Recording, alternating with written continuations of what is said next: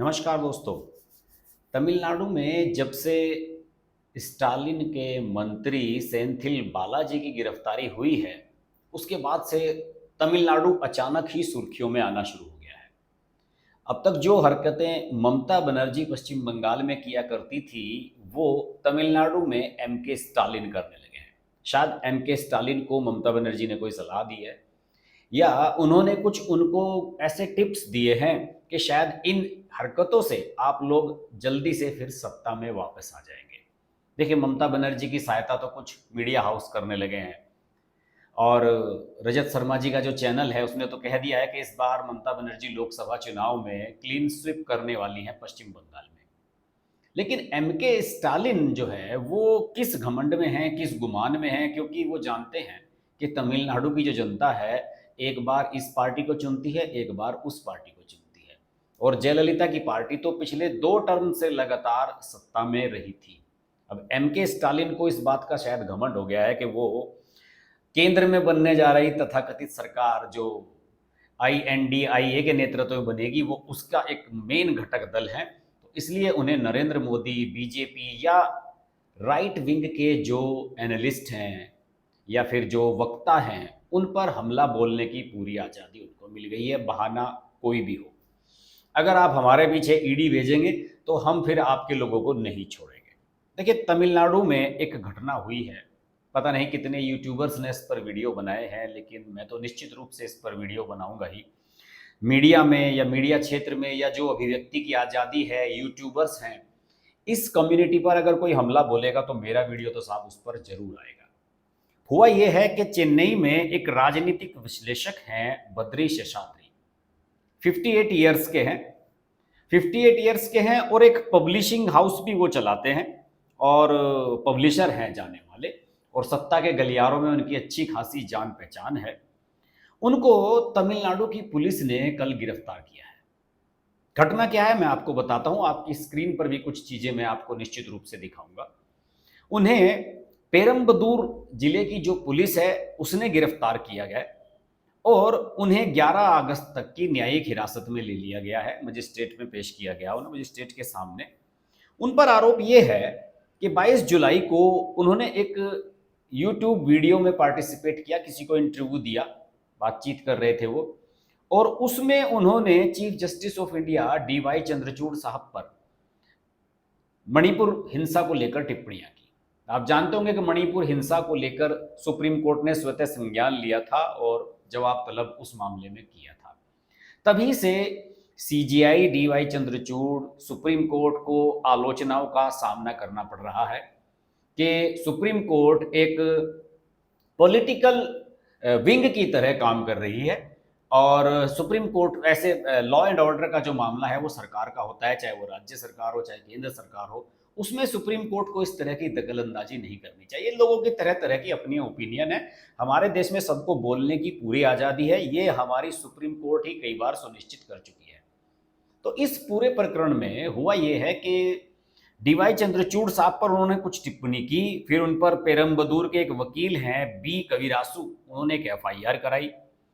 आधान नाम का एक यूट्यूब चैनल है, उस पर यह वीडियो 22 जुलाई को अपलोड किया गया, और जो इन पर धाराएं लगाई गई हैं वो लगाई गई हैं IPC की 153, जिसमें दंगा भड़काने की साजिश का आरोप होता है। एक लगाई है 501 1B, 5011B। इसमें जो होता है कि इस तरह की खबर देना, आम जनता को के साथ अलार्मिंग खबरें देना कि साहब ऐसा हो जाएगा और ऐसा हो जाएगा, आपको सावधान रहने की आवश्यकता है। एक पैनिक क्रिएट करने वाली जो सिचुएशन होती है उसके लिए इसका इस्तेमाल किया गया है। अब मैं आपको ये बताना चाहूंगा आखिरकार के शेषाद्री साहब ने अपने उस इंटरव्यू में, उस वीडियो में क्या कहा था। मैं आपकी स्क्रीन पर दिखाऊंगा, इसके लिए डबल डिस्प्ले में जाना पड़ेगा, आपको सारी चीजें सामने लिखी आएंगी। इसमें उन्होंने ये कहा था कि supreme court is acting as if it is a big dash dash dash, I don't know what to call it, a revolver should be given to CJI Chandrachud, ask him to go to Manipur and bring peace there. Can you even intrude into the government's jurisdiction? What blame are you finding against the government there? Two groups are fighting, it is hilly terrain, uh, moreover such a complex land. The video was released by Adhan YouTube channel. ये शेषाद्री साहब हैं जिनको गिरफ्तार किया गया है। कुल मिलाकर इनका कहने का मतलब है कि सीजीआई साहब जो हैं वो जो जुरिडिक्शन होता है सरकार का, चुनी हुई गवर्नमेंट का, उसके क्षेत्र में दखलंदाजी कर रहे हैं। अगर उनके हाथ में रिवॉल्वर दे दिया जाए तो क्या वो जाकर मणिपुर में शांति क्रिएट कर देंगे, शांति स्थापित कर देंगे? तो उन्हें इस तरह के बयान नहीं देने चाहिए और ये इन पर धारा लगाकर इनको अरेस्ट कर लिया गया।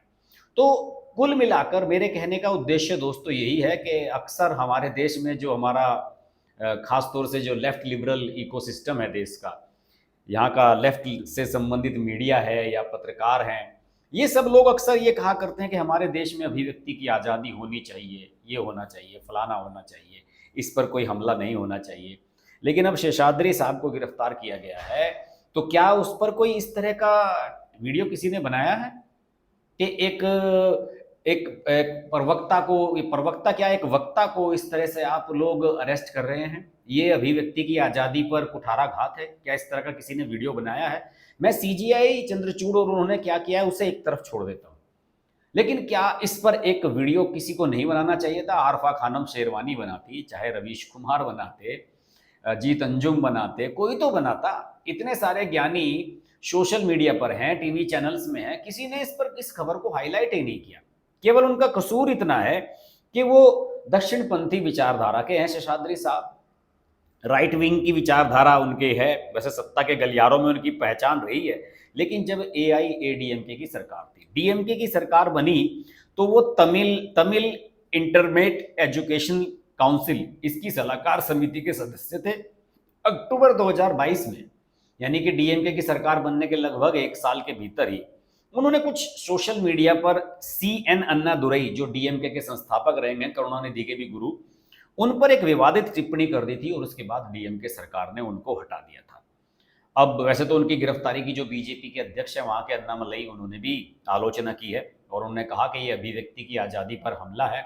लेकिन मेरा सिर्फ कहना यह है कि जब मोदी या एनडीए सरकार इस तरह का कोई डिसीजन लेती है या किसी बीजेपी शासित राज्य में इस तरह के किसी शख्स की गिरफ्तारी होती है या फिर जुबैर जैसा जो मेंटल केस है उसके खिलाफ इस तरह की कार्रवाई होती है, तो उस समय ये सब लोग चिल्लाने लगते हैं, ये हो गया, वो हो गया, ये हो गया, वो हो गया। लेकिन अब देखिए क्या स्थिति बन रही है, कोई भी बोलने के लिए तैयार नहीं है। शेषाद्री साहब के समर्थन में किसी ने कोई वीडियो नहीं बनाया। उन सबको लग रहा है कि मोदी का आदमी है, मोदी के समर्थन में बोलता है, बीजेपी के समर्थन में बोलता है, बढ़िया है, नप जाए। मेरा तो मानना है कि इसमें खुद चंद्रचूड़ साहब को इसमें इंटरवीन करना चाहिए और उन्हें दखल देना चाहिए कि भाई इस देश में सबको बोलने की आज़ादी है और उन्होंने जो बोला उससे कुछ फर्क नहीं पड़ता। क्या हो गया अगर किसी ने किसी के बारे में टिप्पणी की? हमारे देश में तो प्रधानमंत्री को पता नहीं क्या क्या कहा जाता है।